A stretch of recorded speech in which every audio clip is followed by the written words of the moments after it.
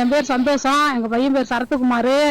அவன் மாநாட்டுக்கு போகிறேன்னு சொன்னால் போகாதப்பா அப்படின்னா, இல்லைம்மா திருச்சியில் எனக்கு ஒரு இன்டர்வியூ, நான் போயிட்டு வரேம்மா அப்படின்ட்டு போனான். போனதை பற்றி ஒன்றும் தப்புல, போயிட்டு பார்த்துட்டு வரட்டும். மேலே போயிட்டு இருக்க அந்த வீடியோ பாருங்க. அந்த வீடியோ தான் இப்போ மொத்த பிரச்சனைக்கும் காரணமாக இருக்குது. ஆக்சுவலாக இப்போ என்ன நடந்திருக்குன்னா, ரீசெண்டாக மதுரையில் வந்து டிவிகேவோடைய 2வது பெரிய மாநாடு என்பது நடந்தது. அதில் விஜய் அவர்கள் வந்து நிறைய பேசினாரு.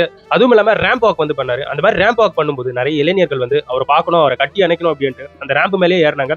ஸோ அங்கே இருக்கக்கூடிய தடுப்பு வேலியில் கிரீஸ் எல்லாம் தடவி வச்சிருந்தாங்க. ஸோ அந்த மாதிரி செயல்களை வந்து செய்யக்கூடாது அப்படின்ட்டு. ஸோ அதையும் தாண்டி ஒரு சில இளைஞர்கள் வந்து அந்த தடுப்பு வேலியில் ஏறி விஜய் அவர்களை வந்து போய் கட்டி அணைக்கிறதா இருக்கட்டும், இது போன்ற செயல்கள் வந்து நடந்தது. அந்த சமயத்தில் வந்து ஒரு இளைஞர் வந்து போயிட்டு விஜய் அவர்களை வந்து கட்டி அணைக்க முற்படும் போது அங்க இருக்கக்கூடிய ஒரு பவுன்சர் வந்து அந்த இளைஞரை வந்து தூக்கி வெளியே வீசுறாரு. நல்வாய்ப்பாக அந்த பையன் வந்து ஒரு கம்பியை பிடிச்சிக்கிட்டு சைட்ல தூங்கிட்டு அதுக்கப்புறம் இறங்கிட்டான்.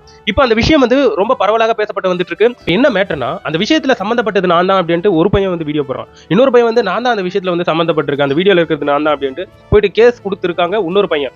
ஸோ இதுல வந்து இதுலயே ஒரு முரண்பாடு இருக்கு, யார் தான் அந்த சம்பவத்துல வந்து ஈடுபட்டிருக்காங்க அப்படின்ட்டு. இருந்தாலும் இங்க இருக்கக்கூடிய ஒரு உண்மையான ஒரு விஷயத்தை நம்ம பார்த்துலாமே. அதாவது அங்க வந்து நிறைய இளைஞர்கள் வந்து ஏறக்கூடாது அப்படின்றதுக்காக தான் அந்த தடுப்பு வேலி பவுன்சர்ஸ் இருக்கும்போது ஏன் இந்த இளைஞர்கள் போயிட்டு அங்க ஏறணும்?